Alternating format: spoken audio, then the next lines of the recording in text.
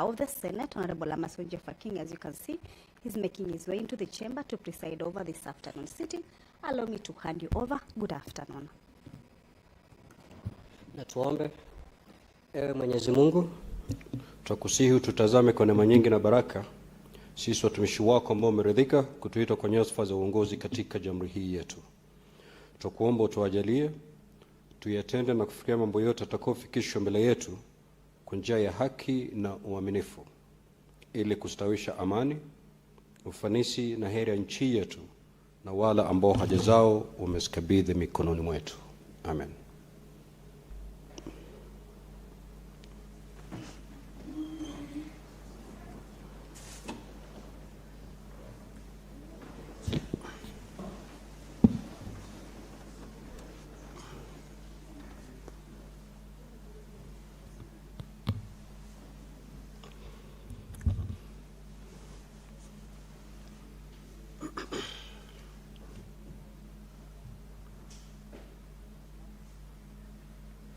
Clerk, do you have quorum? Sergeant at arms, can you ring the quorum bell for 10 minutes?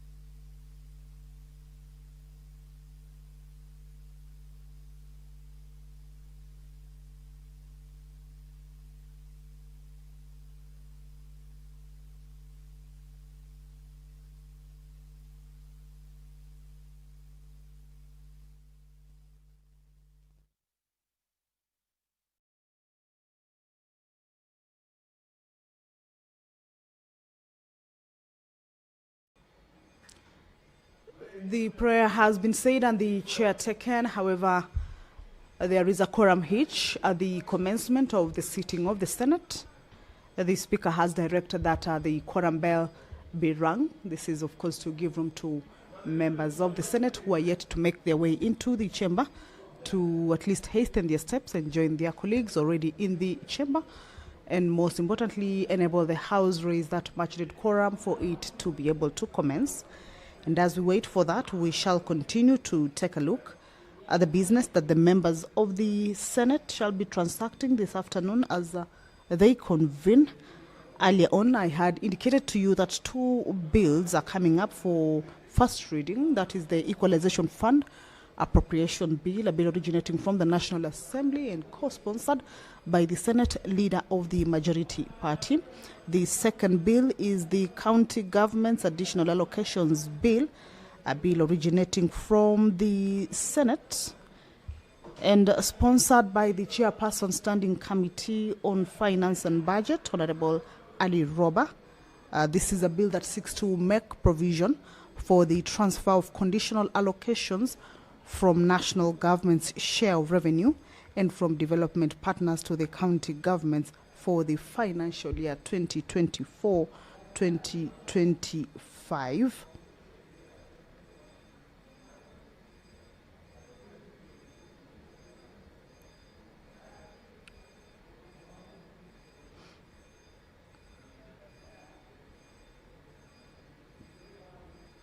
And it is a key piece of legislation in the country's public finance and devolution framework, as it deals with extra funds that are allocated to counties. This is beyond their equitable share of the national revenue.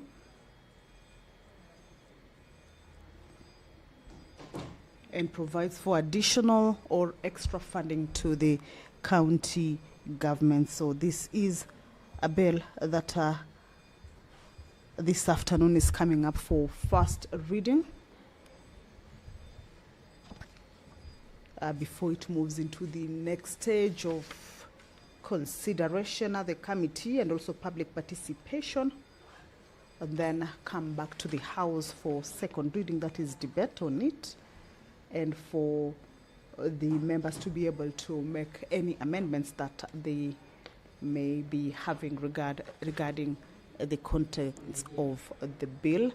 The quorum is about to be attained. As we can see, more members of the Senate have made their way into the chamber. Also at the entrance, we can see more members. So in a short while, we believe that that quorum will be raised, and the Speaker shall call the House to order for the sitting to commence.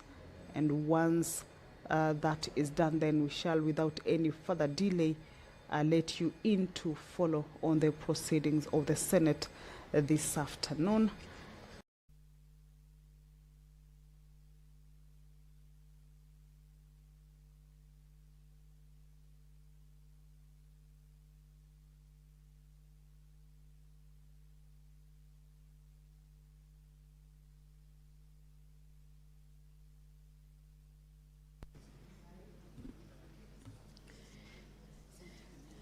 Mr. Speaker, sir, I beg to lay the following papers on the table of the Senate today, Wednesday, 1st April 2024. The report of Standing Committee on Health on petition to the Senate by the Kenya Union of Clinical Officers regarding allegation, discrimination, interference, and violation of the clinical officers' practice right by the Ministry of Health and the Council of Governors and the Social Health Authority. Thank you.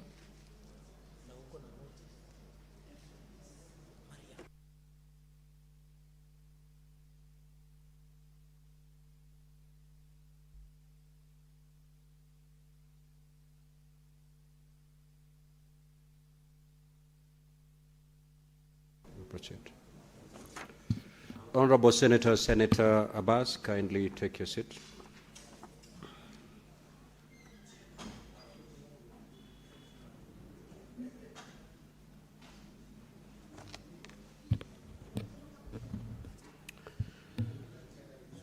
Honorable Senators, as you may have noted, the Senate Majority Leader has laid on the table of the Senate this afternoon Senator for Mombasa.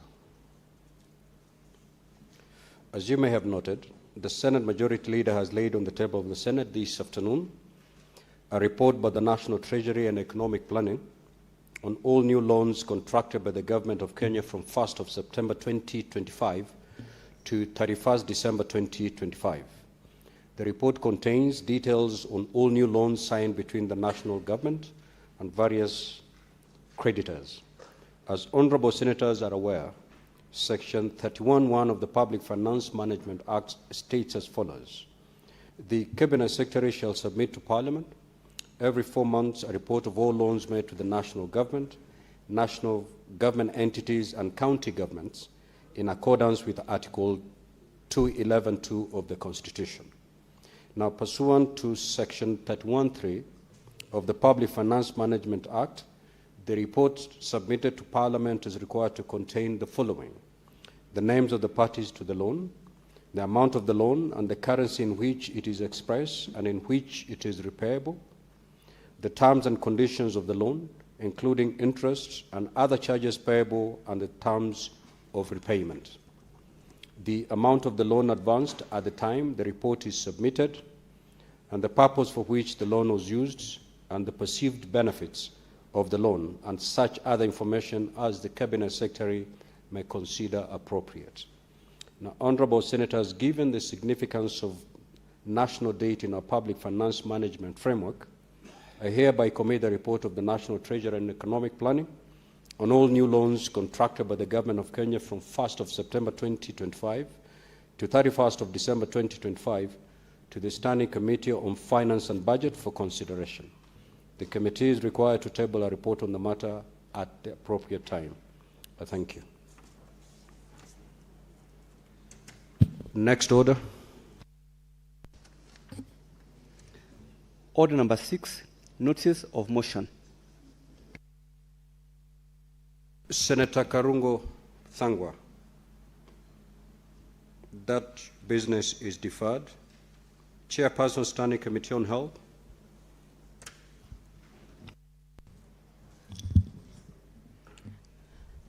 Mr. Speaker, sir, the notice of the motion of the report of Standing Committee on Health on petition to the Senate by the Kenya Union of Clinical Officers regarding alleged discrimination, interference, and violation of the clinical officers' practice rights by the Ministry of Health and the County and the Council of Governors and the Social Health Authority. That the Senate adopt the report of the county-wide concern regarding the persistent power failures in several areas of Nairobi City County. Speaker, although I received a communication from the ministry regarding previous similar statements, the recent heavy rains and flooding have worsened the already fragile electricity infrastructure in Nairobi. Many neighborhoods have been experiencing prolonged power disruptions and in some cases complete outages for several months. These persistent power failures have contributed to increased insecurity and have severely undermined residents' ability to engage in income-generating activities. The poor maintenance of existing power lines across the city is a matter of serious concern, particularly because informal settlements continue to face power and economic marginalization, placing livelihoods at significant risk. In the statement, the committee should address the following: reason for the prolonged failure of electricity supply in certain neighborhoods in the city, examples including Mailsaba Street in Jiru Ward of Kasarani constituency, which has been without power for over 4 months. Number 2, whether the ministry and the relevant agencies can undertake a comprehensive audit of the power distribution infrastructure in Nairobi City County to assess the sustainability and effectiveness of the existing distribution network and to identify areas experiencing long-term power outages. Lastly, Speaker, measures put in place to ensure efficient and reliable power distribution and to avert continued electricity crisis in the city of Nairobi. Thank you, Honourable Speaker. Senator Mohamed Chute.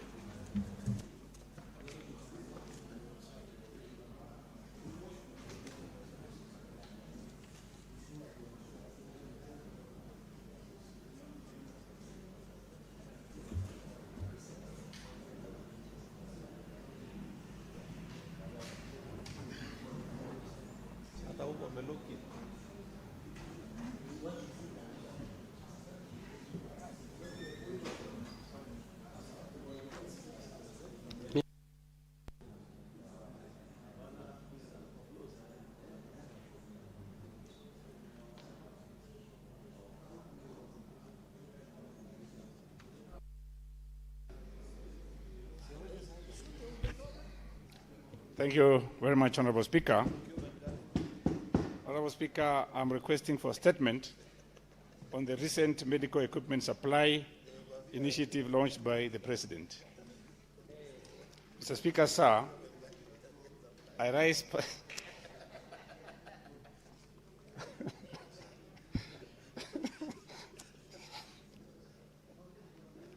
Mr. Speaker, sir, I rise pursuant to Standing Order 53-1 to seek a statement from the Standing Committee on Health on a matter of medical equipment supply initiative intended to enhance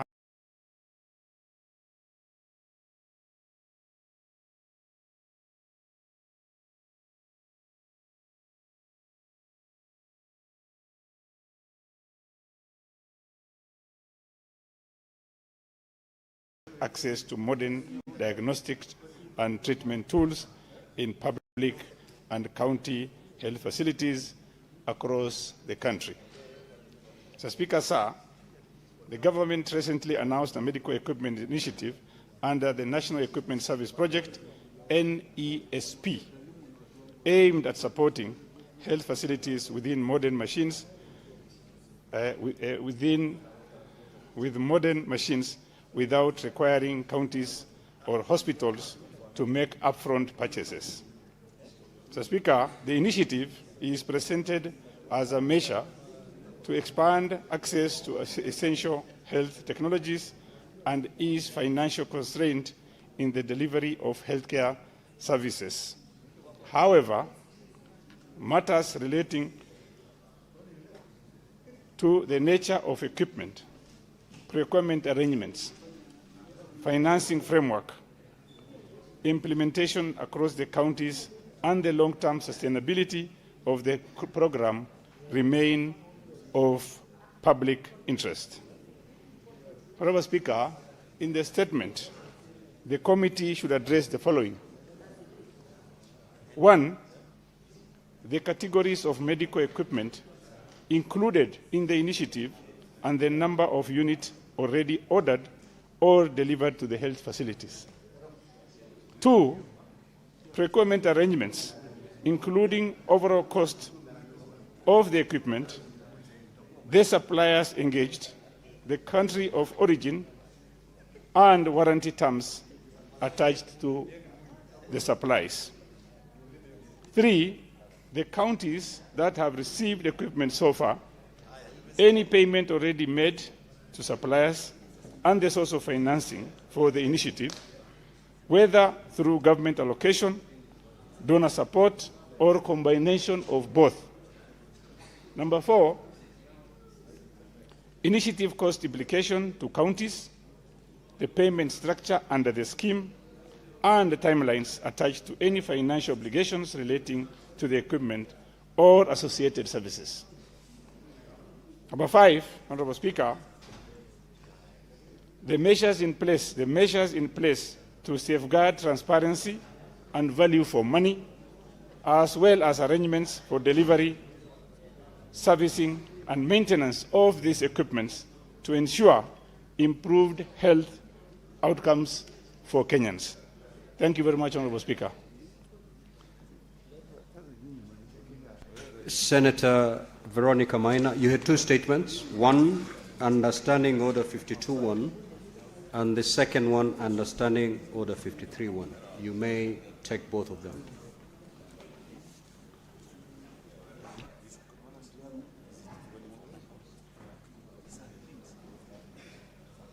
Yeah, thank you, Honorable Speaker, for that accommodation. Mr. Speaker, sir, I rise pursuant to Standing Order 52.1 to make a statement on a matter of international and national importance, namely the participation of the Senate delegation in the just concluded 70th session of the Commission on the Status of Women, CSW 70, held at the United Nations headquarters in New York from 9th to 19th of March 2026.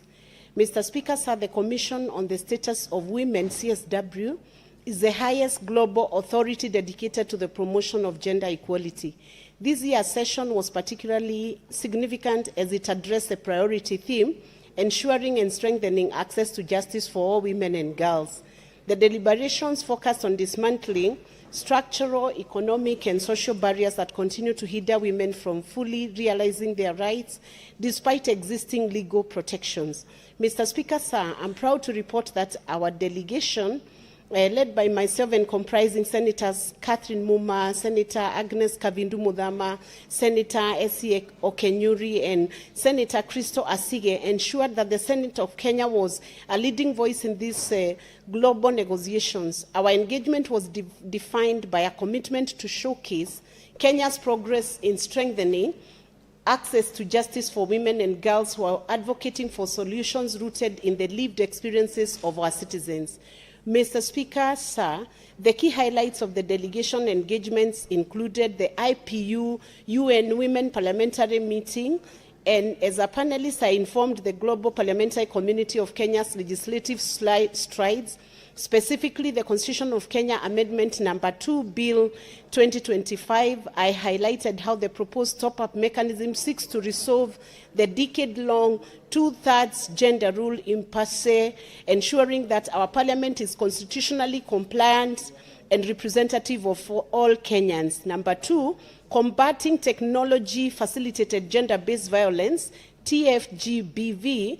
Senator Crystal Asige served as a panelist in high-level session on scaling solutions for digital violence. She articulated the urgent need for robust regulatory framework to address emerging harms such as the AI-generated deepfakes and online harassment, which disproportionately targets women and persons with disability. Number 3, realizing maternal justice through accountable health systems. Senator Catherine Muma participated as a panelist in a critical session on building accountable local systems to realize maternal health justice. She shared Kenya's experience in decentralizing health oversight and emphasized that access to justice for women must include the right to safe, dignified, and accountable maternal health care at the county level.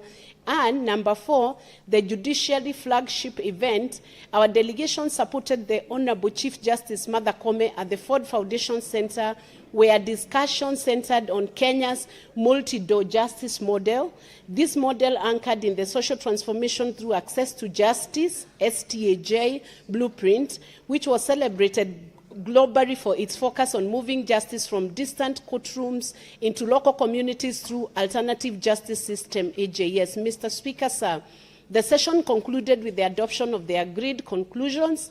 Member states reached a powerful consensus on a roadmap to dismantle structural barriers to justice. These conclusions provided a comprehensive framework for member states and for us as a House of Oversight to ensure that justice systems are well-resourced, that legal aid is expanded, that recognition and support is given to community justice workers, and that we prioritize the development of human rights-based framework for digital justice and AI governance. Mr. Speaker, sir, in conclusion, the lessons from CSW 70 reinforce the fact that rights on paper mean little without the power of enforcement. The key takeaways underscored that justice is not merely the absence of discrimination, but the presence of accountable systems. I therefore urge this House to maintain its oversight of the health and justice sector and to fast-track the implementation of the two-thirds gender principle. Parity is not a favor, it's a constitutional benchmark. We as the Senate must ensure that justice gap for women and girls across our 47 counties is not only identified, but decisively closed. I thank you, Mr. Speaker, sir. Senator Veronica Maina, CBS MP nominated senator. Mr. Speaker, sir, I have another request for statement on the ongoing construction activities within Karura Forest.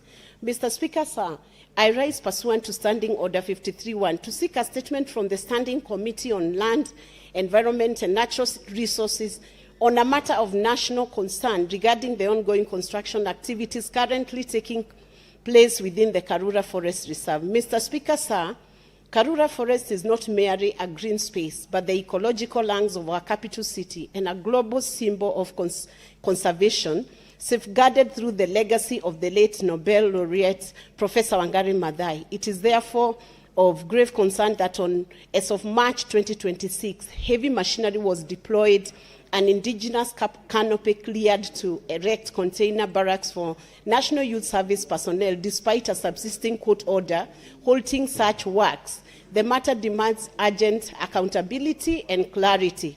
In the statement, the committee should address the following: intervention from the Cabinet Secretary for Environment, Climate Change and Forestry to ensure there will be no further destruction or excision of any part of Karura Forest for infrastructure or residential purposes, whether the ministry has complied with court order of 25th March 26, halting construction at the Rangers Village site and explain why NYS personnel are still present on site despite the public outcry and legal stay. 3, why Kenya Forest Service permitted construction in a zone designated for indigenous forest restoration under Karura Forest Management Plan 2021 to 2041. Immediate restitution measures by the ministry to remove the machinery and barracks, and the strict timeline for replanting indigenous species and restoring the cleared area while ensuring the site is returned to its natural state as a core conservation zone. And number 5, whether any environmental impact assessment or public participation was conducted before tree felling as envisioned by Article 69 and 232(1)(d) of the Constitution. Senator Veronica Maina, CBS MP, nominated Senator. Thank you. Senator Alan Chesang.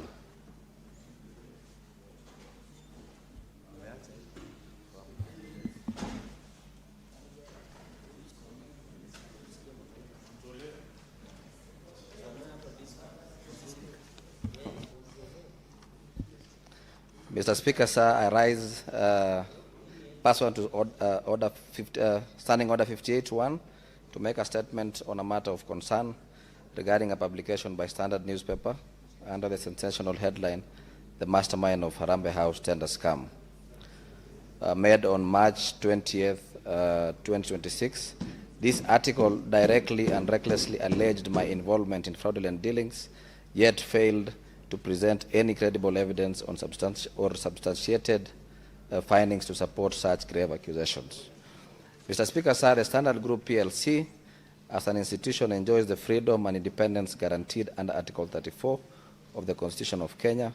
This freedom is indispensable in safeguarding democracy, transparency, and accountability. However, freedom of media is not a license for irresponsibility. It carries with it the solemn duty to report truthfully, fairly, and with respect for the dignity of individuals. There exists a clear line between legitimate journalism and the defamation of characters in responsible journalism. In view of the very malicious and defamatory allegations against me, I am proceeding to legal action against Standard Group PLC. Mr. Speaker, while I uphold and defend the independence of the press, I must equally assert that the repeated publication of unsubstantiated allegations is harmful, unjust, and unacceptable. The line between holding leaders accountable and defaming them exists to protect both the integrity of public institutions and the reputations of individuals. The critical distinction between investigative journalism and defamatory reporting.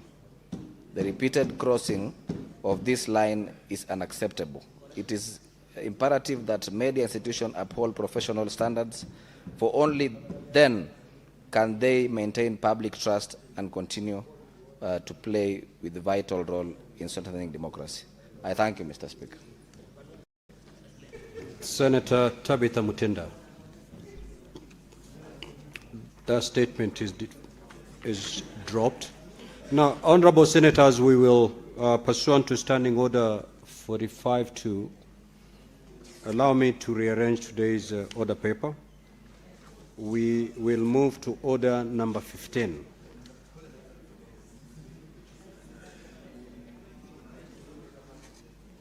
Order number 15 in today's order paper. Clerk, kindly call that order. Yes, Senator for Nairobi City County.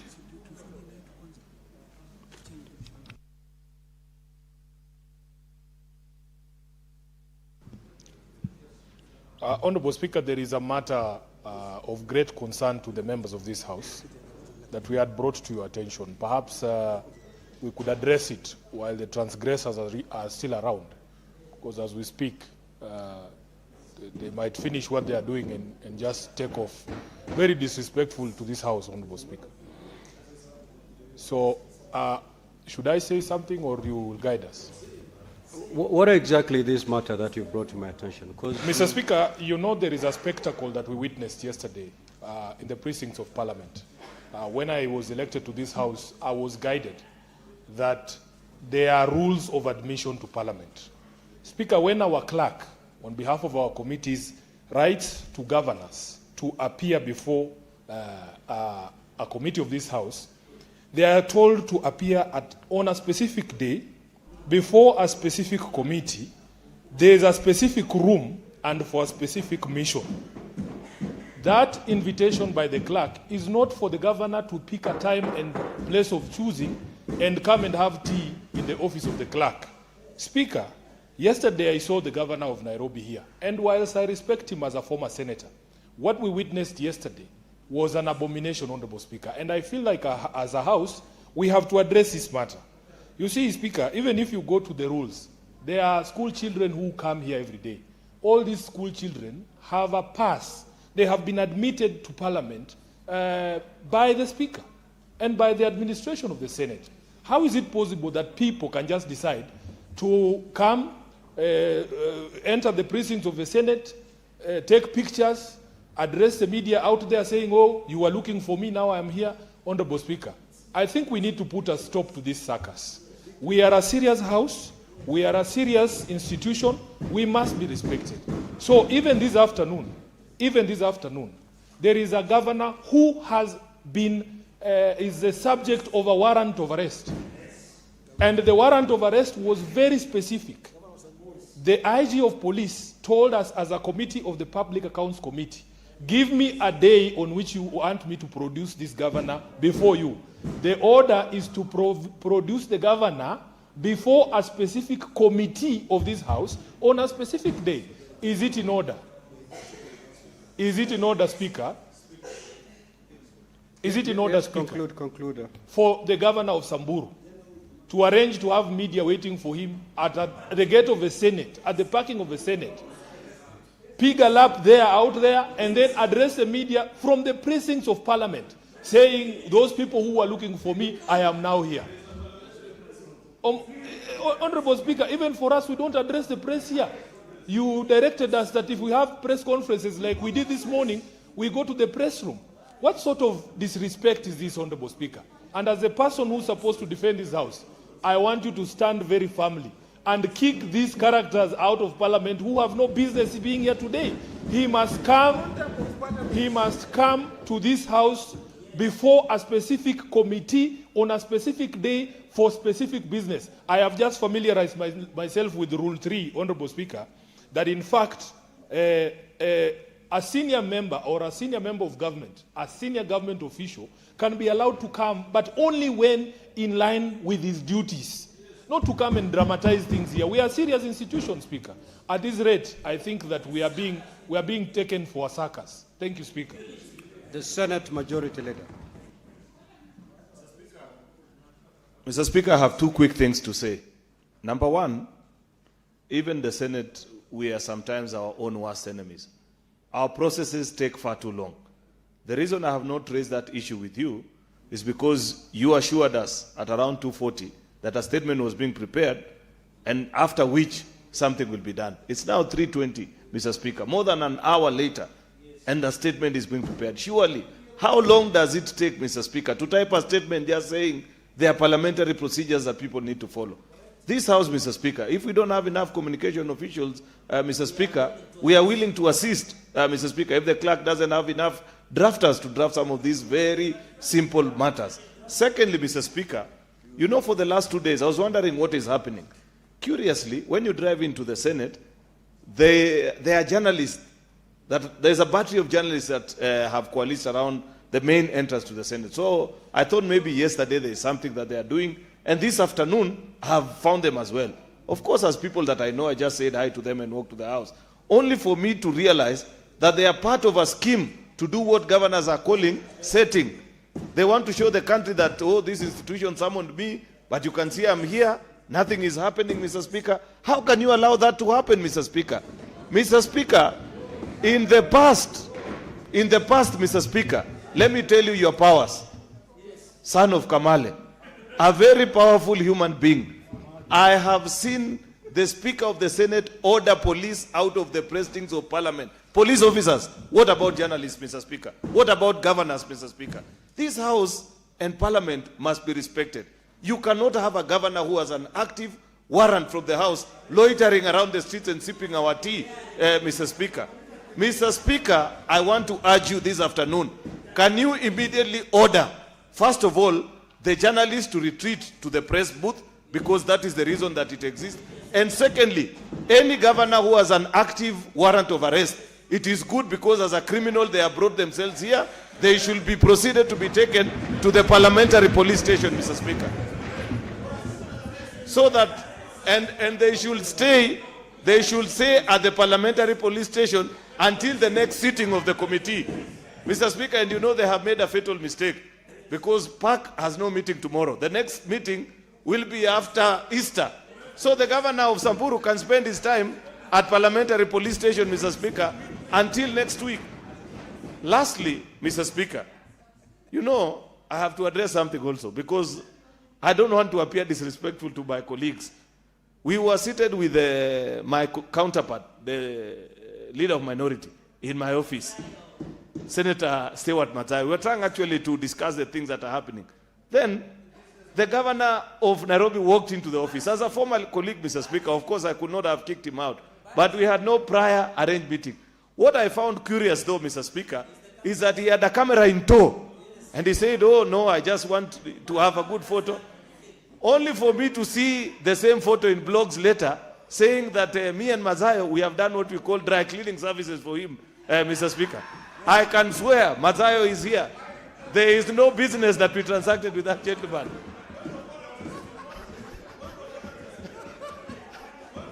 Mr. Speaker, at least... Order, honorable senators, order. Majority Leader, order Senator Eddy. Order, Senator Eddy. Honestly, Speaker... Order, honorable senators. May the Majority Leader be heard in silence. Honestly, Speaker, you can suspect me, but what about Mazayo, Mr. Speaker? Surely. Completely unfair, Mr. Speaker. Therefore, this is a serious matter, Mr. Speaker, which we require your urgent attention to this matter. And because I know these proceedings are being followed live, issue directions before the governor of Samburu disappears. Let him be taken to the police station here in Parliament, Mr. Speaker. Senator Wambua.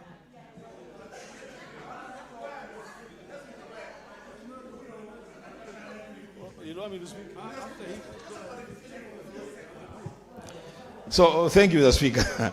Mr. Speaker, the way Senator Cheriot is laughing, I don't know what transpired between him and Senator Sakaja, but it's very curious, really. It's very, very curious that, Mr. Speaker, we should allow strangers to just walk into Parliament, meet our leadership, walk out, and then, Mr. Speaker, what is even more annoying, Mr. Speaker, is that the governor for Nairobi, who is my friend and a former colleague, a person I have fought so many battles with in this Senate, he goes and says, I will not appear before the committee. Then the Speaker, in the morning, he sends a letter to the committee and says, gentlemen and lady, I am willing to appear. When can I come to appear before you? Mr. Speaker, these games that are being played with Parliament must be brought to an end. Mr. Speaker, the only person that can bring that game to an end is the Speaker of the Senate of the Republic of Kenya. Mr. Speaker, stand your ground. You cannot have people coming from Samburu to address the media inside Parliament. We don't do it ourselves, Mr. Speaker. As a leader in this House, I cannot go out there and address the media inside Parliament. I can't. You have directed where I can talk to the media. That's where I go to talk to the media, Mr. Speaker. How can a fugitive, a person, Mr. Speaker, who has a warrant of arrest hanging on his neck, come to Parliament, address the media, and call our bluff? How can that be allowed, Mr. Speaker? Mr. Speaker, my request is very simple. Mr. Speaker, direct Major Sorobit, the Chief Sergeant at Arms, to personally get the governor of Samburu arrested and locked up in Parliament until the next time CPAC will be sitting. then he can be produced to us. We can have a conversation, Mr. Speaker. These games must come to an end, Mr. Speaker. I thank you.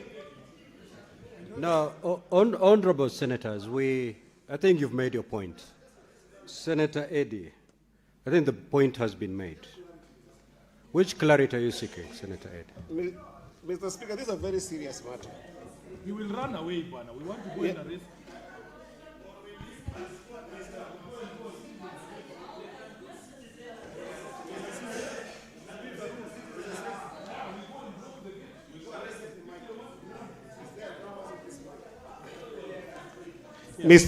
Mr. Speaker, a citizen's arrest in Kenya is actually a legal mechanism that allows private citizens to be able to arrest people who are suspect under our laws. If you read the criminal procedure code, cap 75.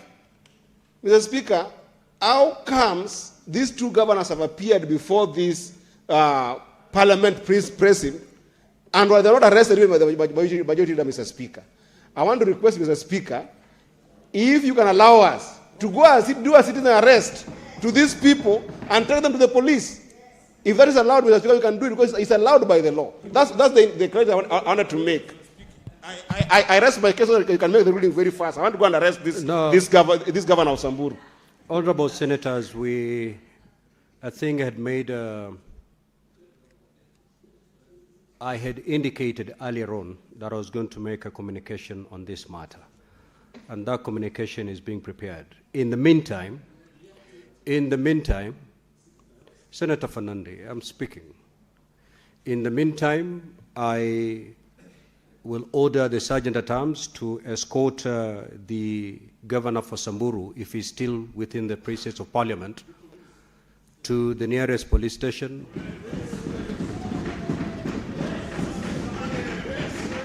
And order, Senator for Nairobi. Order, honorable senators. And I'm saying that because the governor of Samburu is under a warrant of arrest. Now, secondly, for the journalists that are milling around the inner gate of the Senate, again, I order the Sergeant-at-Arms to escort them to the media center where they're all expected to ply their trade. I will give a detailed communication on this particular matter. Let's proceed. Let's proceed.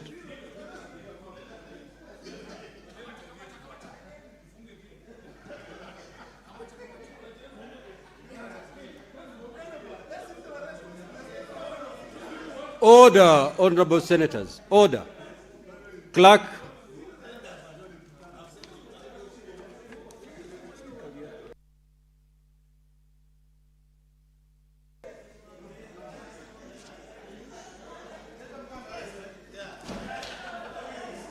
Order number 15, the Division of Revenue Bill, National Assembly Bill number 2 of 2026, second reading.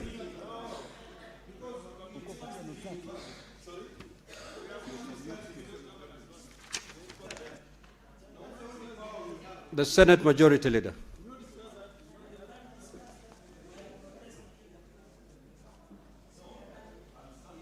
When the statement is when the speaker's statement is ready. Point of order, Speaker. Point of order, Speaker. Point of order, Speaker. Mr. Speaker, Senator Ledama is inciting me, but the insightful words are very appealing to me. That why should we send money to people who don't want to appear before us? No, what we can do, Mr. Speaker, we can progress this bill until the point where we need to vote. Then we hold it until the time they appear first before us. You know? What is the point of order? And I don't know. Mr. Speaker, I'm standing on standing order number 1 of the Senate standing orders. We need your guidance, Mr. Speaker. The issue of division of revenue, Mr. Speaker, is it in order for the Senate to discuss and pass the division of revenue, allocating to resources to governors who have failed and shown impunity to account for the public resources that we allocate to them as per Article 210 of the Constitution, Mr. Speaker? Is it in order that you direct the majority leader to stand down the division of revenue bill until and unless the governors account for the resources that we are doing, Mr. Speaker? Remember, Mr. Speaker, there are 2 governors who have warrant of arrest.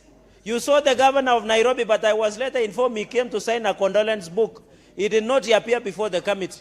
There is the governor of Samburu, who our colleagues have gone to arrest him, Mr. Speaker. Is it in order that we discuss division of revenue until the issue of warrant of arrest is addressed, Mr. Speaker, and cleared? Is it in order that 11 governors were named and shamed for failing to appear before the committee? 29 governors refused to appear to account for money, Mr. Speaker. If, Mr. Speaker, we allow division of revenue, we shall be complicity in passage and participating in corruption and impunity that will allow the governors to use resources without accountability. Not to mention Kericho County, which got an adverse opinion. In fact, Mr. Speaker, as a House, we should be invoking Article 225 of the Constitution to order stoppage of funds, because the intention is likely to be misuse and abuse of resources, Mr. Speaker. So, Mr. Speaker, understanding order number 1, we need your direction that the majority leader of the Senate withdraws and stops division of revenue until the governors account for the resources that we give to the people, Mr. Speaker, and that is the message across the country. However they run, Mr. Speaker, they must stop it, and they must be held accountable, Mr. Speaker. Now, honorable senators, who is out of order? Because the Senator for Nandi was on his feet on a point of order. Now, Senator for Nandi, the majority leader is quite in order to move that business. You have to understand that quite a number of governors appeared and accounted for the resources that are given to them. There are other consequences under the law for those who did not appear for purposes of accounting for the resources that were made available to them. It is those consequences that shall follow. Not debating the division of revenue is not one of the consequences for governors not accounting. So, Senate Majority Leader, you may proceed.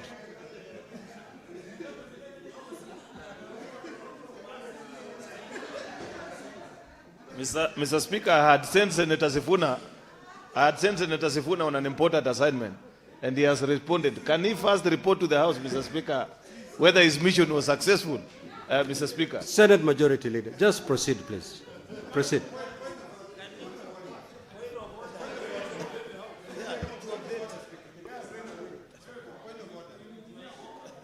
What is disorderly about the Senate Majority Leader? If it has nothing to do with the Majority Leader, then I'll overrule you. Mr. Speaker, the business that the Majority Leader is about to transact is business that determines the amount of leverage that this House has over accountability and sending money to counties, Mr. Speaker.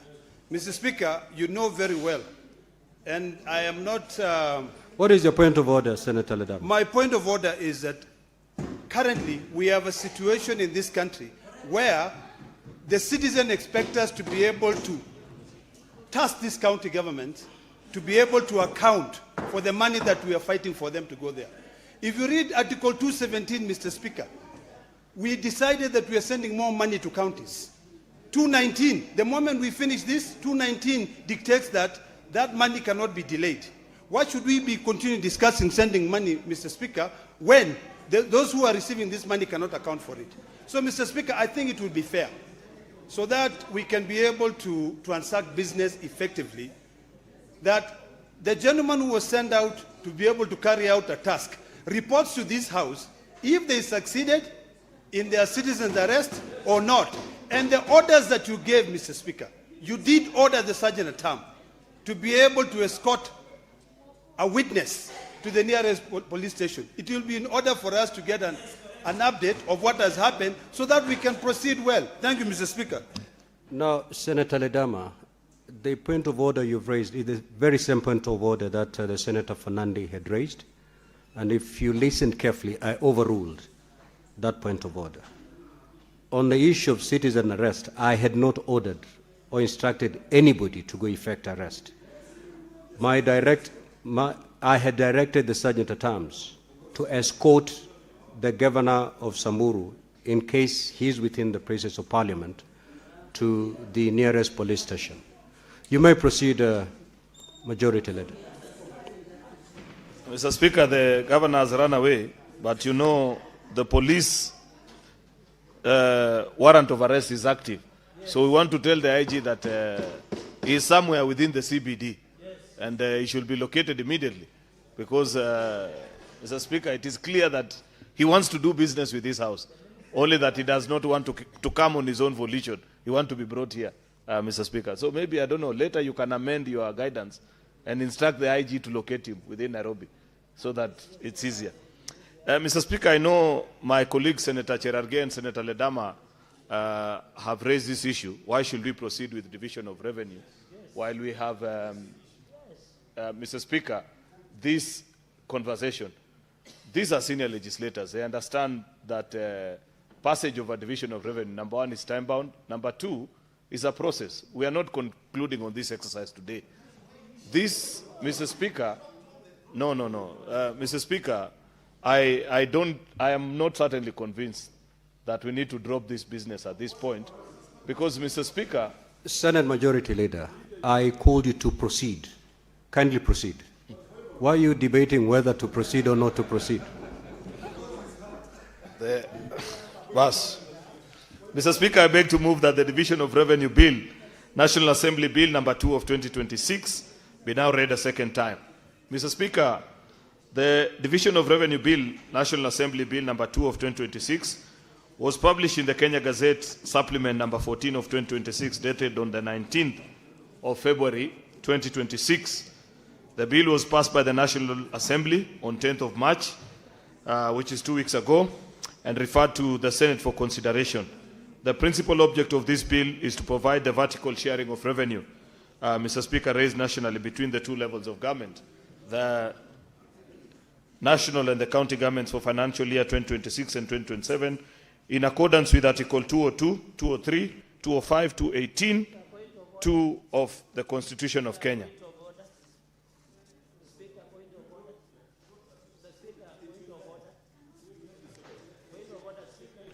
Proceed.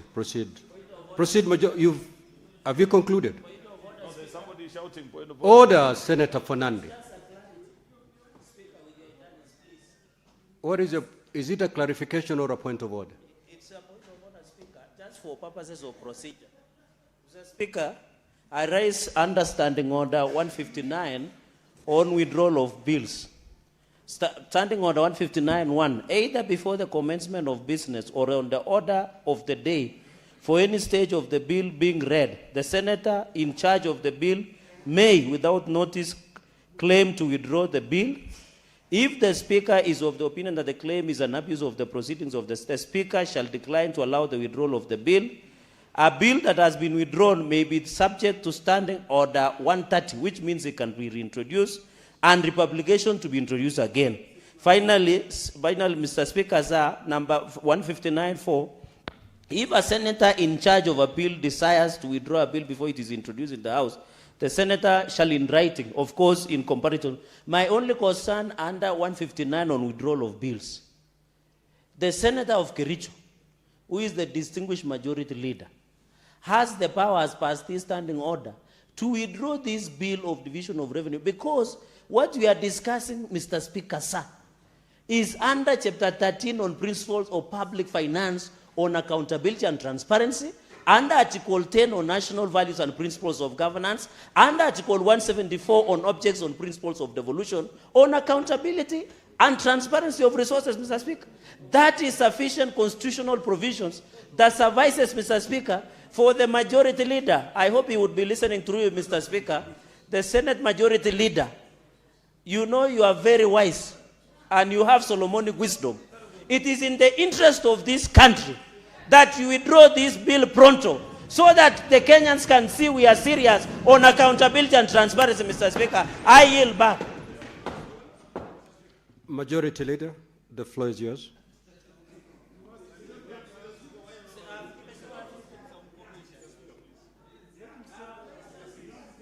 Majority Leader, the floor is yours.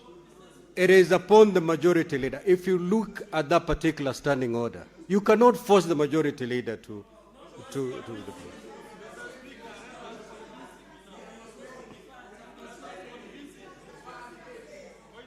Mr. Speaker, What is the point of order, Senator Kathuri? Majority Leader, take your seat. Yeah, Mr. Speaker, I wanted to plead with you that given that you I are have not... the floor, Honorable Fine, Majority Leader. Okay. Just 10 seconds.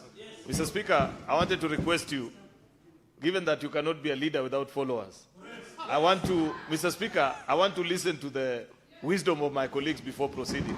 So if you could allow for a few interventions, then I'll make the decision. Senator Mogeni. The Senator for Nandi has spoken from this side. Let's move this. Then I'll come to you. I'll come to you, Senator for Meru. Yes. Yeah, Mr. Speaker, I think we need to send a statement to these guys calling themselves their excellencies, governors. In fact, Mr. Speaker, there are some of our former colleagues, like the one who was here this afternoon, Honorable Lelelit. You know, Mr. Speaker, as PSC, we normally allow our former colleagues to have access to this house, but as long as they conduct themselves in an honorable manner. Our information that has reached Mr. Speaker indicates that the moment you made a pronouncement, Mr. Speaker, Senator Lelelit has been captured running like 100-meter stag. Yeah, Governor Lelelit. He has run faster than Omanyala out of the precincts of this house to escape the implementation, Mr. Speaker, of your directive, Mr. Speaker. I've never seen somebody run like the way Lelelit has run from Parliament, Mr. Speaker. I think, Mr. Speaker, we must, this gives us an opportunity to sit down, Mr. Speaker, and consider whether, as a House, we should relook at our standing orders, Mr. Speaker, and give this House powers to pass a resolution to bar some of these characters from getting access to Parliament. Because it's a shame for that governor to walk to Parliament, line up media, without even the permission of the Speaker.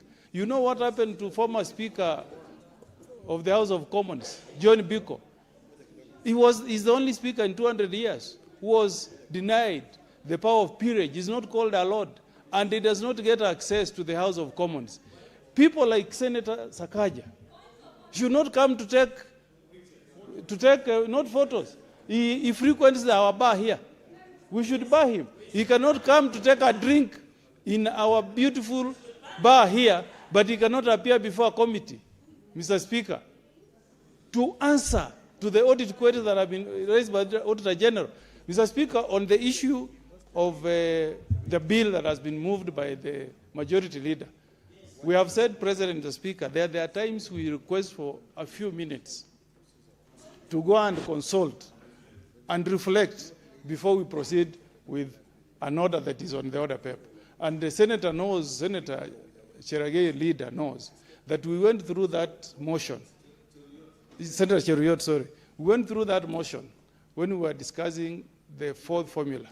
We could adjourn for a few minutes, Mr. Speaker. We go, share among ourselves, then we come back. So I'm requesting you, Mr. Speaker, sir, that you allow the House to adjourn for a maximum of 20 minutes. We retreat as senators to consult before we transact on the business that has been moved by Majority Leader, Speaker, sir. He has just introduced the motion. Senator for Meru County. Thank you, Honorable Speaker, for this opportunity also to weigh in on this matter, which is actually a matter of national interest. Mr. Speaker, when I was following up the proceedings from 2:30 p.m., as now a citizen, I was not in this floor. But, Honorable Speaker, all radios, all televisions are watching the Senate today.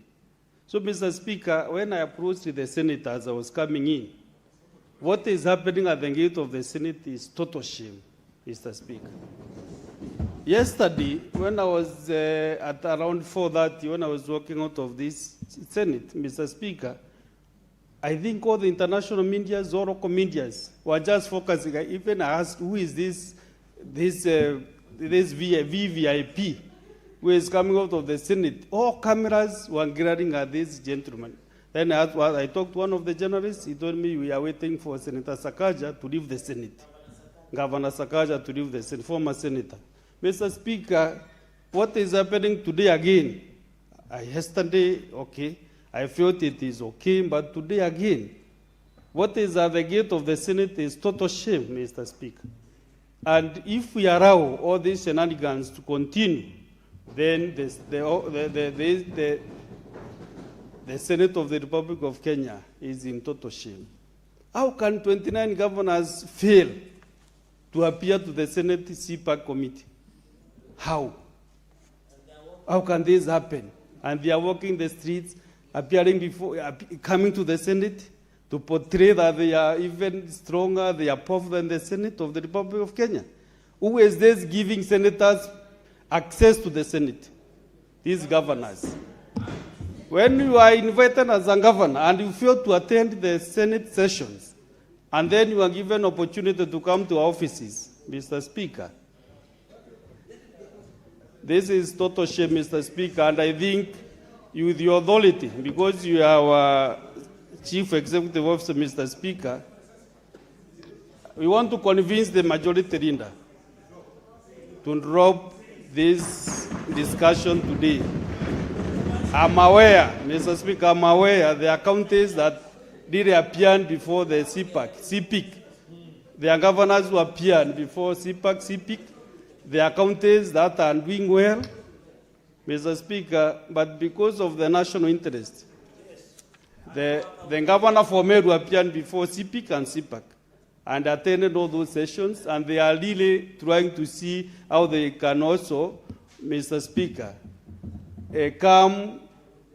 I even shared with them today that the CPIC, these are the observations and the conclusions that they have done, including CPAC, they have done the same, Mr. Speaker. Some counties have complied. But for the interest of this country, I cannot allow also Meru to be given this money when Nairobi is suffering. So, or Nandi, Kericho also did not comply. It's worse. Even senators that have come before us and impeachments are still out there trying to be embraced. So, Mr. Speaker, for the interest of the Republic of Kenya, and so that also we can be seen as the Senate of the Republic of Kenya, that is truly taking care of the interests of the counties that we have. Mr. Speaker, any business that belongs to the county governments, we put it down, and then we agree or disagree. Because the governor for Nairobi, Senator Sifuna, when he walked to the media, which he brought the media to the Senate. How can the governor bring media houses, Mr. Speaker, to the Senate? Who has given him these powers to bring media houses to the Senate? How can he come? Mr. Speaker, also I was very frustrated today when Senator Sifuna was speaking to the media, and at the back of his, I saw him, the media is the National Assembly. He is a senator. Can we have also media house for the Senate? Media center for the Senate. So that when we are also discussing issues, yeah, Madam Commissioner, can we have media house for the Senate? As we have also the media house for the National Assembly. So, Mr. Speaker, I want to convince my brother, my younger brother, Senator Cheruiyot, let us suspend, even if it means suspending Senate business in totality, so that we can be able to handle these governors. We need to really, we can't massage these governors, I'm telling you, honorable senators. Let us deal with them. Where's the Senator Okomundu? Man to man, Mr. Speaker, sir. Thank you very much, sir. The Minority Leader.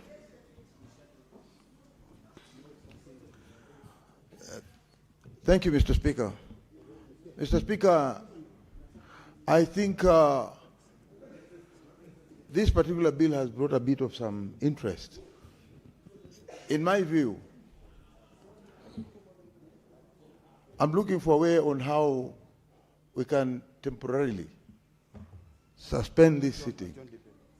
We adjourn this debate.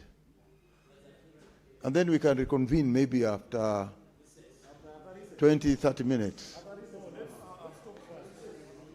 And then I think with that direction, then we can know exactly what necessary directions we should take. Yeah. Senator Wambua. I thank the Speaker, and I want to thank the Majority Leader for accepting to listen to input from members on this matter. Mr. Speaker, it is your business to read the mood of the House. And if this bill continues to be debated, chances are it will actually collapse. That's what will happen. You don't want that to happen. The best thing to do is to withdraw the bill. Withdraw the bill. Mr. Speaker, I have no business advising the chair on what to do in such a time as this. But I know there is a motion that is coming up by Senator Ledama Olekina, which is very, very relevant to the issues that we are discussing on the behavior of the governors. Mr. Speaker, that would be the best motion to be brought here for us to deal with the wayward behavior of the governors. Secondly, Mr. Speaker, I accompanied Senator Sifuna and a number of my colleagues out there. And Mr. Speaker, it's really a shame. It's really a shame what is happening in the precincts of Parliament, Mr. Speaker. That the governor of Samburu has the audacity to bring together more than 50 media houses to Parliament, Mr. Speaker, to Parliament, to speak ill about senators. Mr. Speaker, which is easier, to call the media out there or to appear before a Senate committee and respond to audit queries? Because, Mr. Speaker, this is something that we can't understand. And I want to, Mr. Speaker, address this because it's important. The senator for Wajir is here. The leadership of the Council of Governors has never been so incompetent and so downright low as it is now. Mr. Speaker, when you have a council as important as the Council of Governors, led by a governor whose understanding of Parliament is the buildings that he sees in the city center, Mr. Speaker, it's amazing. The people of Wajir, Mr. Speaker, I am embarrassed on behalf of the people of Wajir. Mr. Speaker, it was a great honor for the people of Wajir that the Council of Governors gave them the opportunity to lead this institution. But the governor who has been given that role is now ordering, and I'm wondering what happened to our former colleagues in the Senate. I'm just wondering what happened. Senator Sakaja used to do so well when we were here, Mr. Speaker. We used to look at him as the defender of devolution. Senator Irungu Kangata was very, very firm on devolution. Senator James Orengo was so firm on devolution. Senator Kiika Susan was doing so well. Senator Mutula Kilon, Senator Ochilo Ayako was the chair of CPAC at some point, Mr. Speaker. Mr. Speaker, it's amazing. It's just amazing. And what we are saying, Mr. Speaker, I want to urge our leader, the majority leader, to kindly just withdraw that bill on the division of. We cannot be discussing how we are going to give money to counties when the governors have decided they cannot account for what they have been given. We can, Mr. Speaker. And even if it means, as I conclude, Mr. Speaker, even if it means, Mr. Speaker, Mr. Speaker, I spoke in defense of the people of Wajir. I never said anything wrong about the people of Wajir. I said they were given an... Senator Abbas, what is your point of order? It is actually so unfortunate that the senator for Kitui. Stop with that, stupid. 101 or 102, whatever, 105. 105, Honorable Speaker. Hey, can you stop interrupting me? Senator Abbas, just proceed. Yes, Honorable Speaker. Honorable Speaker, the governor of Wajir is actually the chairman of governors. And, yes, the governor of the chairman of the chairmen of the governors. COG chairman. And my governor, I have brought him here many times to speak and speak. He has appeared several times, Honorable Speaker. There is nothing to be ashamed of. It is if you guys have failed to commit him for his mistakes, then I have no responsibility for that. Can you conclude, Senator Wambua? Order, Mr. Speaker, for the record, Mr. Speaker, the senator of Wajir is not on trial. And the people of Wajir are not on trial. It is one individual called the governor of Wajir who has committed atrocities against this house. That is the man on trial, Mr. Speaker. Mr. Speaker, what we are saying as I conclude is that, Mr. Speaker, there cannot be an exchange between me and the Senator of Wajir. Proceed, Senator Wambua. Thank you, Mr. Speaker. Senator Abbas, kindly take your seat. Senator Abbas, take your seat. Mr. Speaker. Senator Abbas, take your seat. Senator Abbas, take your seat. Good. Conclude, Senator Mr. Speaker, Wambua. let me conclude by saying this. That, Mr. Speaker, these governors, Mr. Speaker, Mr. Speaker, the Order. governor of Wajir is being violated. Senator Abbas, I order you to leave the chamber immediately for the remainder of the day. Is this that serious? Senator Abbas, leave the chamber immediately. No, we can't behave this way. Gentlemen, we can't behave this way. We can't behave this way.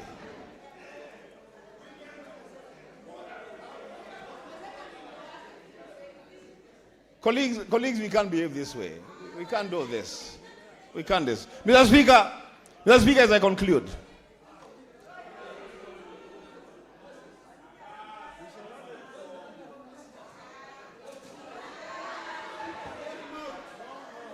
Mr. Speaker. Sergeant at Arms, kindly escort the Senator for Wajir out of the chamber.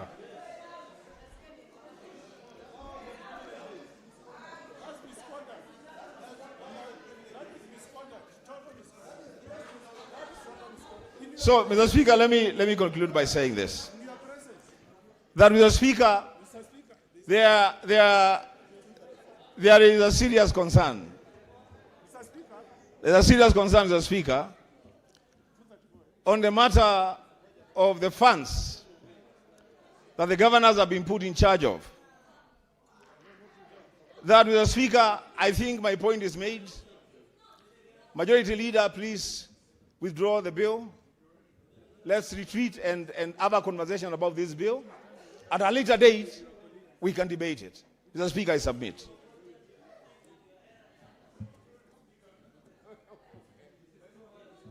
For Nairobi City County.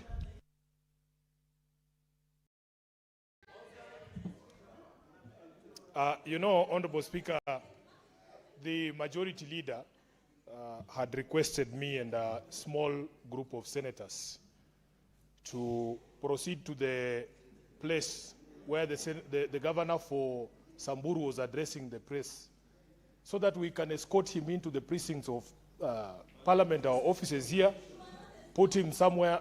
Please, Honorable Speaker, I would not like to be heckled this afternoon. I'm in a foul mood. Tahazana, may the Senator for Nairobi City County be heard in silence. You'll have your moment. Thank you, Honorable Proceed. Speaker.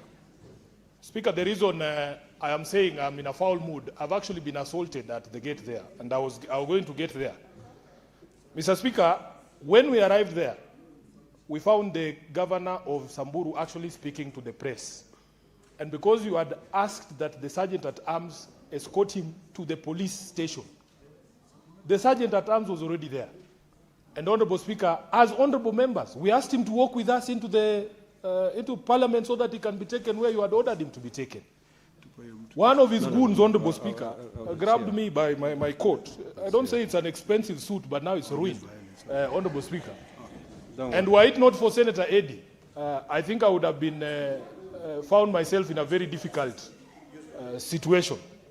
Speaker, what we are saying is this. I think we need to stop making a mockery of this House. We need to stop making a mockery of devolution. We need to make stop making a mockery of the processes that are constitutionally, required to be done. So, Majority Leader, I am asking myself, I personally am happy. I'm happy that I saw a letter from the governor of Nairobi saying he is now prepared to appear before the Committee of Public Accounts. But, Honorable Speaker, this decision not to appear before a specific committee of this House is a collegiate decision by the Council of Governors. And that is why I like what the Senator for Meru has said, that this is no longer about our individual counties. One of the things that I agree with the chair of the Council of Governors, the governor for Wajir, when he spoke yesterday, he said, in fact, the oversight mandate of this House is not upon individual governors. I, as a senator for Nairobi, it is not only me who is expected to oversight Nairobi. The governor of Meru, the governor of, yes, the governor of Meru, the governor of Samburu is also subject to my oversight as a member of this House. But where we differ is that the responsibility to account for money is an individual responsibility for them. My responsibility is to account to the people of Nairobi how I have been able to execute the mandate they gave me at the ballot. Honorable Speaker, the people of Nairobi have seen that I have exhausted everything, every single tool, including sending the IG of police to present my governor before the committee so that we can have conversations about those matters that we were highlighting yesterday.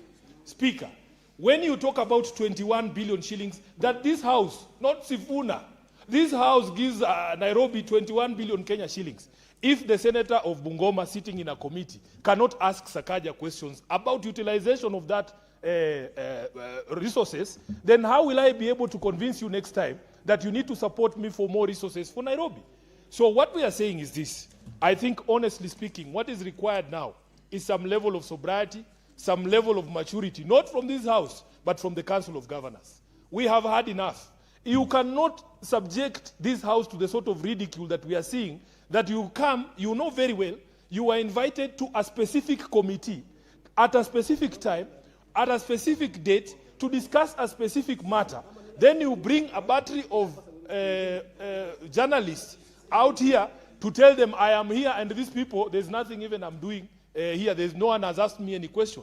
That is not how we are supposed to relate. And intergovernmental relations are not supposed to be these acrimonious. So, Honorable Majority Leader, you have said you wanted to hear our wisdom.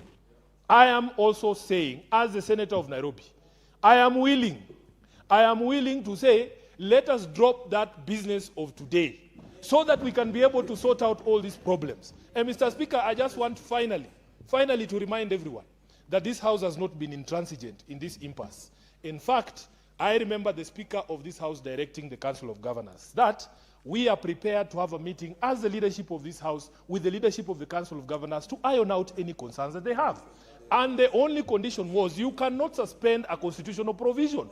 All they needed to do is to attend those meetings for that week, and then we would have the meeting. But, Honorable Speaker, we cannot countenance a situation where somebody sitting somewhere can suspend a constitutional imperative. It is something we cannot do. So, I am hoping that the other governors will follow. And I've spoken to the chair of the county public accounts. I don't see him in the house today, but he's on his way. The vice chair is here. We are ready to issue a schedule as soon as tomorrow for people to come and account for the monies that they have done what? They have been given as county governors. And immediately that process is going on, we can come to this house and say, now as the leadership, if they want to sit with you, the speaker, if they don't like Sifuna's face, it's fine.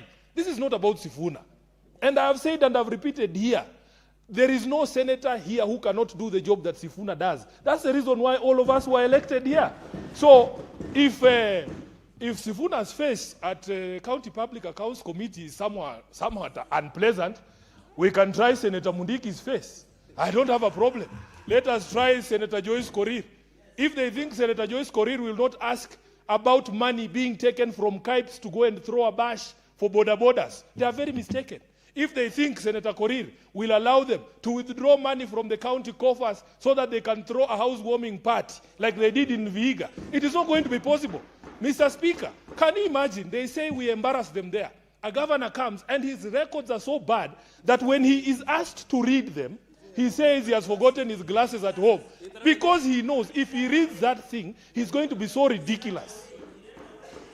Speaker, who is embarrassing who? Who is embarrassing who? This house only operates on two things, two reports.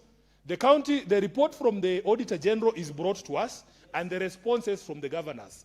Your responses are so bad, you are embarrassed to read them. But somehow, Sifuna is the problem. So, Speaker, I agree with my colleagues who are saying... Sifuna, would you wish to be informed? By all means, this is Anjurin Cheke, Elder. He has some information. Thank you, Honorable Speaker. You know, Mr. Speaker, Senator for Nairobi is my good friend.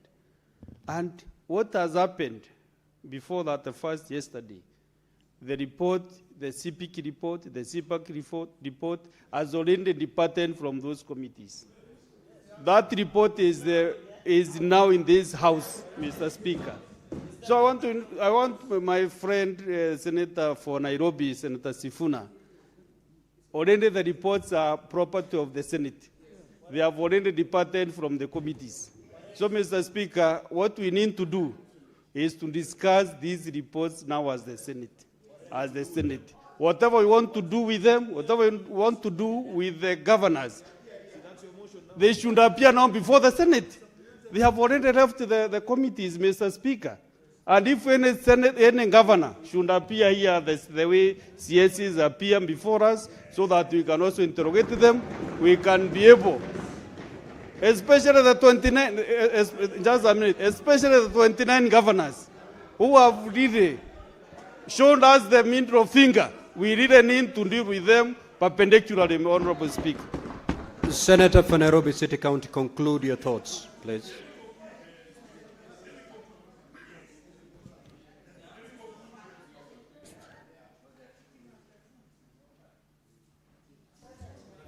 I wanted to conclude, Speaker, by saying that I agree with what the Senator of Meru is suggesting. And in fact, it will be good for the whole country. It will be good for the whole country to see for themselves the sort of amazing things that we are told in County Public Accounts Committee.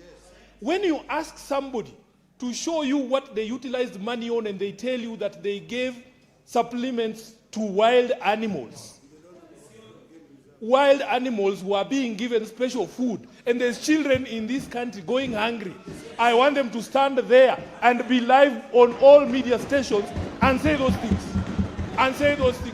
Let us see if Sifuna is the problem. Let us see if Sifuna is the problem. So, Speaker, I want to very strongly say. Order, Senator Fernandez.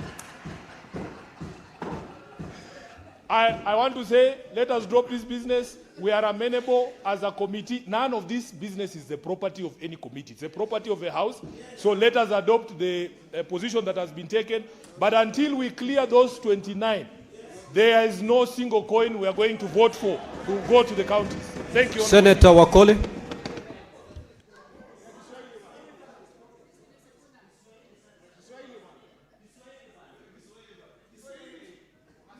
Order, honorable senators.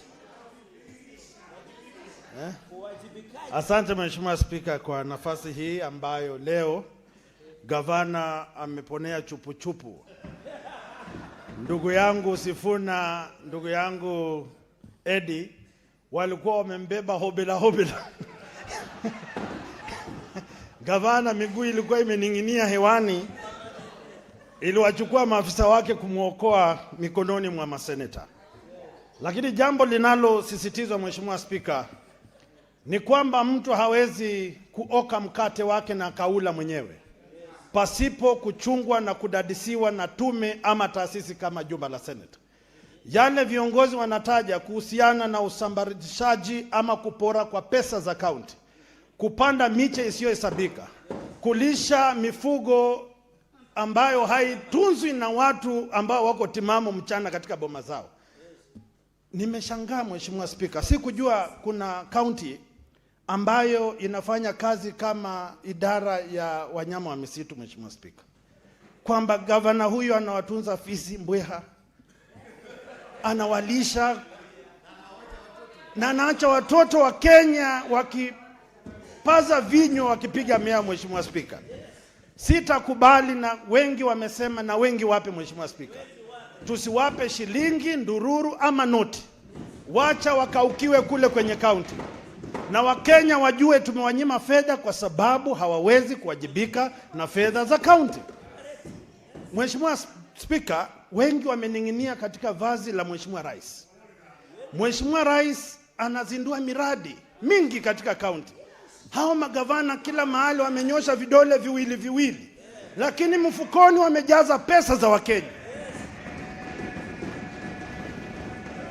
Kile maseneta wanasema tutapekua mifuko yote, hata kama ni kuwavua nguo tuwavue, ili wabake uchi wa mnyama, ndio tujue wao ni waaminifu.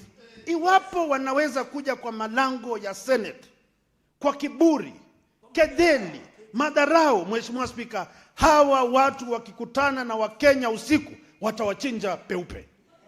Hatupaswi kuwahurumia, hatupaswi kuwapa nafasi yoyote kujidhihirisha kwa kwamba hawa ni watakatifu wakati huu mgumu wa kiuchumi. Na Mheshimiwa, kuna muasisi alisema, ukiona dikteta, ukiona mtu dhalimu, ukiona aliyekuwa mwizi, anageuka na kubeba Biblia akisema, njooni nyote, ufalme wa mbinguni umekuja, nitawatangulia niwafungulie njia. Mheshimiwa, jipange. Wao ambao wanakuja wakisema jinsi Mheshimiwa Sifuna akisema na Mheshimiwa Seneta Kio, ati kwamba ati niruhusu tu nije kama Nikodemo. Mheshimiwa Spika, tusiwakubali. Waje tu mchana jinsi wanavyopora mchana, na sisi tuwanywe mchana kwa sheria za jumba la Senate. Naomba niungane na wengine, hatuwapi pesa, lazima wakamatwe. Na nimeshukuru Mheshimiwa kiongozi wa wengi, kwa mara ya kwanza Wakenya wamejua katiba inawaruhusu kukamata wezi na kuwakabidhi mikononi mwa taasisi za dola. Wakenya popote mlipo, mkiona hawa magavana, tusaidieni, muwakamate, muwapeleke katika kituo cha polisi kilicho karibu. Asante sana na Mungu awalinde. Asante Mheshimiwa Speaker. Now, Majority Leader, honorable senators, if you look at your supplementary order paper, there is a motion that you will have to speak to it, and it touches on the matters that you want to speak.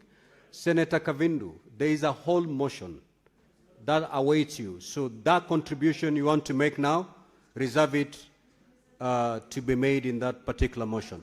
Majority Leader, you wanted to tap the wisdom of your colleagues.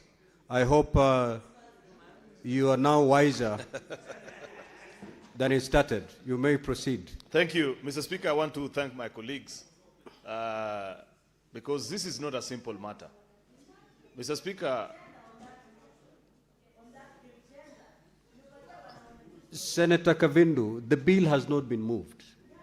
So proceed, Senate Majority Leader. Mr. Speaker, I was saying this is a very serious matter, and these are moments that call for serious introspection. As a House, Mr. Speaker, why I requested that I be advised by my colleagues is because this is not just an issue about one or two governors. Mr. Speaker, when you have governors seated in Kilifi, enjoying expensive drinks, and perhaps doing things that you cannot mention even on the floor of the House, Mr. Speaker, then incite themselves that they shall cease appearing before the House of Parliament, Mr. Speaker, that is not a matter to be treated lightly. That is why I have been very clear from day one, Mr. Speaker, that if there is a matter that has touched the raw nerve of this House, it is this issue of the collective non-appearance by governors before the House of Parliament, Mr. Speaker. And I want to tell the governors, it doesn't matter which office you seek intervention from, and they know what I mean, Mr. Speaker. This is something that is non-negotiable for us, Mr. Speaker. Mr. Speaker, if my colleagues feel that a continued conversation on the division of revenue undermine our collective position of principle that respect to the constitutional order in this country is not something that is subject for debate, Mr. Speaker, then I defer to the wisdom of the House.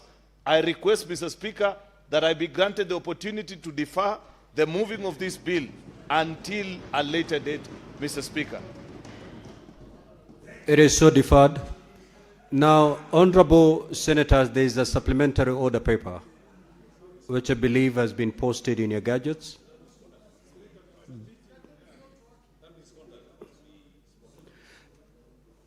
The chair will make a communication in that regard. Don't worry about it.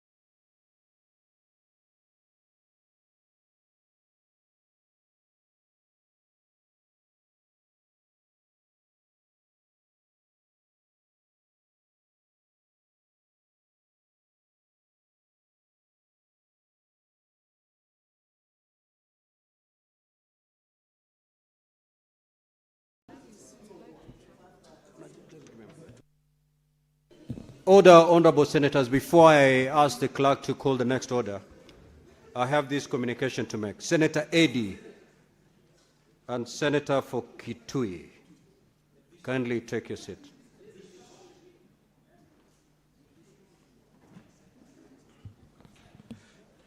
Now, honorable senators, as you have witnessed, the conduct of Senator for Wajir County was grossly disorderly within the meaning of Standing Order 122(1)J.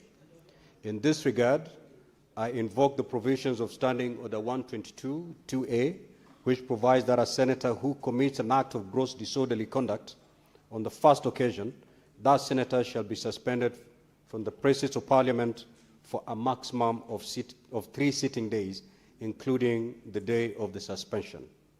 The senator for Wajir is hereby suspended for 3 consecutive days, including today. Next order.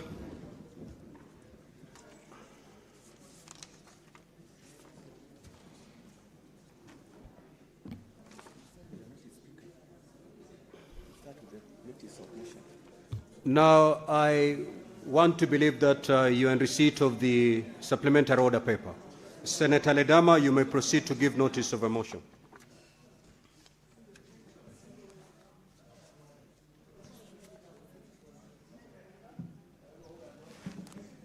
Order number 6, notices of motion.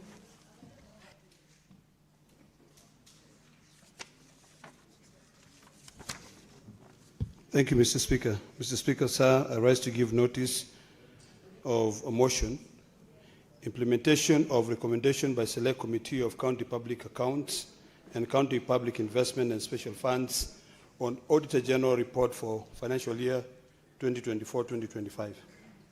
Mr. Speaker, aware that Article 96(1) and 3 of the Constitution mandates the Senate to represent counties, protect their interests, and oversee national revenues allocated to county governments, and that Article 2298 and the Public Audit Act require Parliament to debate audit reports and act within 3 months. Concerned that, despite repeated invitations and summons, 15 county governors define the Select Committee on CPAC and CPISF by refusing to appear and answer for financial management and accountability failures in the Auditor General Report for financial year 2024-2025 reports. Appreciating that, CPAC and CPIC diligently interrogated the Auditor General issues, filed reports within constitutional timelines, and secured Senate approval on the 31st March of 2026. Noting that urgent needs for rigorous follow-up on these recommendations and ongoing Senate oversight of implementation. Now, therefore, Mr. Speaker, notwithstanding Standing Order number 225, the Senate resolved that the Select Committee on CPAC and CPIC immediately track implementation of the Senate-approved recommendations and table monthly progress report detailing compliance status. 2, fast-track the next audit cycle by prioritizing Auditor General reports and county financial statements for the year ended 30th June 2026, tabling committee reports promptly to enable thorough senatorial scrutiny. Number 3, enforce fiduciary accountability by resummoning non-compliant county governors, recommending sanctions for defiance, including budget withholding under Article 229, and escalating unresolved cases to the Controller of Budget, Ethics and Anti-Corruption Commission, or Director of Public Prosecution as appropriate. Number 4, collaborate with oversight bodies, that is the Controller of Budget, ESCC, and the DPP, to impose consequences under Chapter 6, Leadership and Integrity, for governors' failure to appear, including contempt charges, suspensions of county equitable share, personal liability for losses, and disqualification from future electoral candidacies.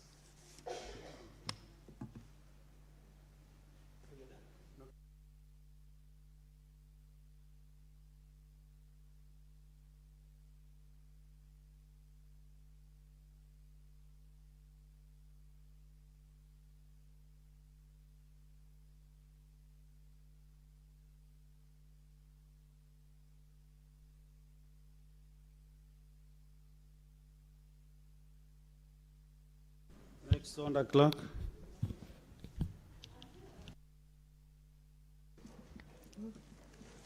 Order number 8, motion, implementation of the recommendations by select committees on county public accounts and county public investments and special funds on the Auditor General reports for the financial year 2024-2025.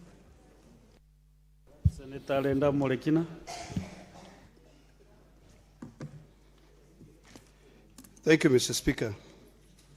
Mr. Speaker, I rise to move the motion. Just open.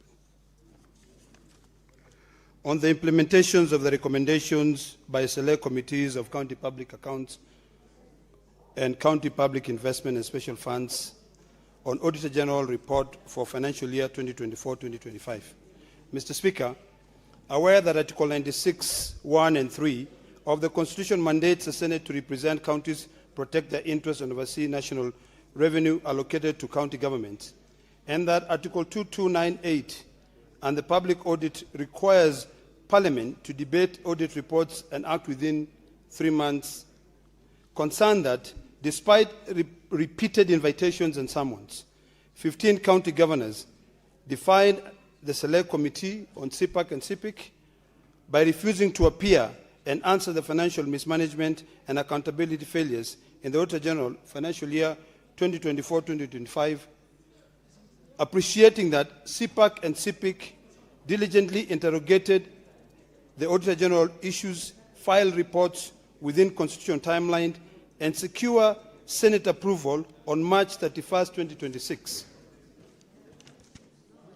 Noting the urgency or the urgent need for rigorous follow-up on this recommendation and ongoing Senate oversight of implementation.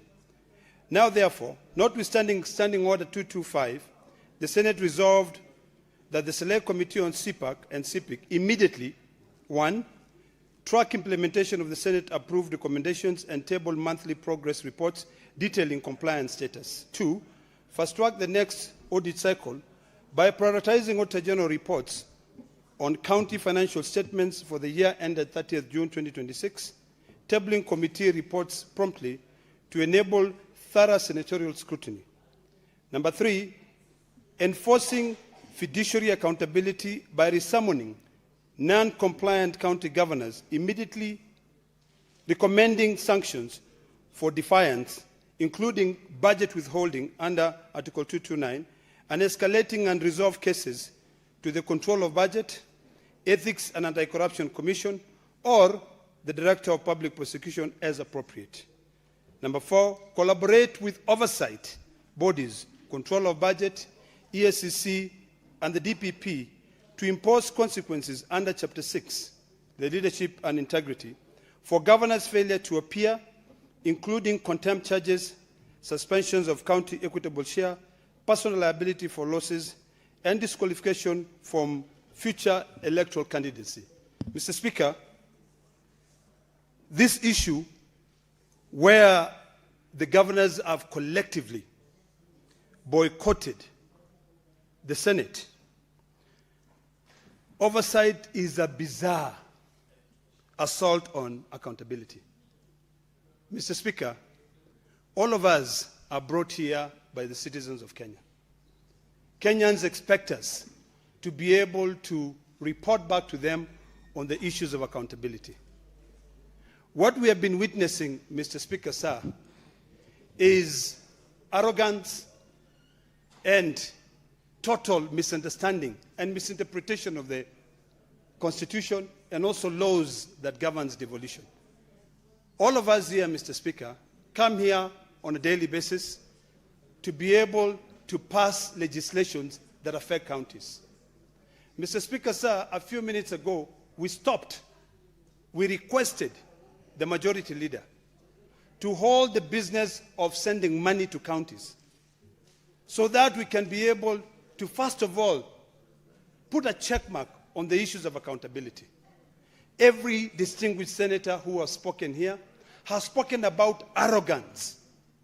Mr. Speaker, these are young men and women who, before they became governors, were living in apartments. Some of them had small little huts that they called their homes. But today, Mr. Speaker, they live in manicured mansions. They drive $200,000 or $300,000 cars, mismanaging money. They traverse the entire country with helicopters. But when they are called to account for the money, they cannot. Mr. Speaker, this Senate only has this opportunity. And this is the time, Mr. Speaker, that I want each one of us here to be able to remember the powers that the citizens of Kenya donated to them to be able to ensure fiduciary responsibility. When you look at the citizens of Nairobi as an example, Mr. Speaker, there are over 800,000 who sent the distinguished senator of Nairobi, Edwin Watenya Sifuna, here to represent their interests. When you look at the citizens of Narok, there are over 1.5 million who sent me here to be able to represent their interest. Nairobi, there are over 4 million, but those who elected the distinguished senator were about 800. What do we go tell these people when the one person who has been tasked with the fiduciary responsibility failed to come to account for that money? You know, Mr. Speaker, this issue of governors, forgetting that leadership is a sacred trust which has been bestowed by the people, is something that we must remind them on a daily basis. And this is the occasion for each one of us here to be able to take their public audit records, they look at their Auditor General records in the executive, look at the special funds account to see how money is being utilized in the counties. It is very sad, Mr. Speaker, that governors are traversing this great country called Kenya with helicopters. Yet our people cannot be able to get their goods from the market, from their farms to the market. And the governors do not even know that those roads are dilapidated. So, Mr. Speaker, this is an opportunity. And I want to speak to my colleagues that today it doesn't matter whether we spend the night here, we burn the midnight oil, we must resolve to demand accountability from these, I don't even know whether to call them honorable anymore, 47 governors who has been tasked with a fiduciary responsibility. Mr. Speaker, one of my biggest pet peeves is that most of those governors do not even understand the Public Finance Management Act. And those people who work under them do not understand the consequences, intended and unintended, that will befall when they cannot account, Mr. Speaker. Mr. Speaker, I've listened to my colleagues who are in those committees, narrating, demonstrating clearly the embarrassment that they are faced with when they are trying to analyze the documents that are presented by these county governors. And it begs the question, is it an issue of just rewarding mediocrity and ignoring meritocracy when it comes to the issue of employment? That you decide, I'm going to employ my relative to become the CC Finance. Yet they don't even qualify to be able to hold that docket. Or is it that we don't really give a hoot in hell about this country? Mr. Speaker, today, for the sake of the future generation, I want to call upon all senators to be able to remember that the responsibility that you have been tasked with is to ensure accountability. Nothing else, Mr. Speaker.